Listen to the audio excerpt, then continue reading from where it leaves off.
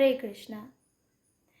এক স্কুলে একটি শিক্ষক মহাশয় তার এক স্টুডেন্টকে প্রশ্ন করছে যে আচ্ছা বলো তো, আমি তোমাকে 2টি আম দিলাম আর তোমার এক বন্ধু তোমাকে 2টি আম দিল, তাহলে তোমার কাছে মোট কটি আম রয়েছে? তো তখন ওই ছাত্রটি বলল যে আমার কাছে 5টি আম রয়েছে।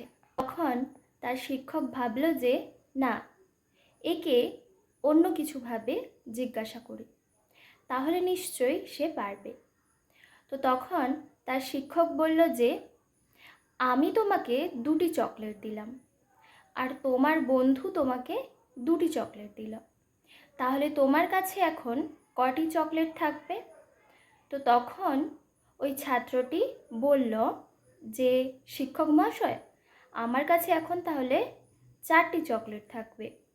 তো তখন তার শিক্ষক মহাশয় বলল যে হ্যাঁ, ঠিক বলেছ, বাহ, খুব ভালো। তো শিক্ষক মহাশয় তখন ভাবলেন যে এবার তাকে আসল প্রশ্ন জিজ্ঞাসা করা যাক। তো তখন শিক্ষক মহাশয় ওই ছাত্রটিকে বলল যে ঠিক আছে, তুমি ঠিক বলেছ, এবার তাহলে বলো যে আমি তোমায় 2টি আম দিলাম আর তোমার কোনো বন্ধু তোমাকে 2টি আম দিল, তাহলে তোমার কাছে এখন মোট কটি আম রয়েছে? তো তখন ওই ছাত্র বলল আমার কাছে 5টি আম রয়েছে। তো তখন শিক্ষক মহাশয় বলছে কি করে, এটি কি করে হবে?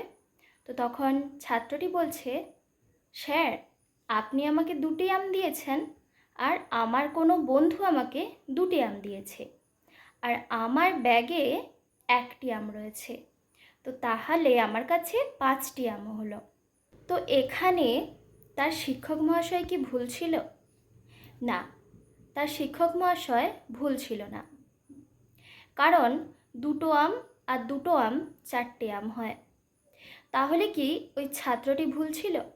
না, ওই ছাত্রটিও ভুল ছিল না, কারণ সে বলেছিল তার শিক্ষক মহাশয় তাকে 2টি আম দিয়েছে এবং তার কোনো এক বন্ধু তাকে 2টি আম দিয়েছে আর তার ব্যাগে আগে থেকেই 1টি আম ছিল, তো তার কাছে 5টি আমই হলো। তো সে তার মতো করে স্যারকে বলেছে। আমরাও কখনো কখনো নিজের দৃষ্টি দিয়েই সমস্ত কিছু দেখি, অন্যের দৃষ্টিভঙ্গি দিয়ে কখনোই কিছু বিচার করি না, আর তার ফলে আমরা কখনো ঠিক কাজ করি আর কখনো ভুল কাজ করি, বা কাউকে কখনো ভুল ভেবে থাকি আবার কখনো কাউকে ঠিক ভেবে থাকি। তো যখন আমরা ভুল ভাবছি কাউকে, তখন আমাদের সচেতন থাকতে হবে যে আমরা কেবলমাত্র নিজেদের দৃষ্টি দিয়েই সেটি বিচার করছি। যদি আমরা তার দৃষ্টি দিয়ে কখনো বিচার করে দেখি, তাহলে হয়তো আমরা বুঝতে পারবো কোনটি ঠিক আর কোনটি ভুল।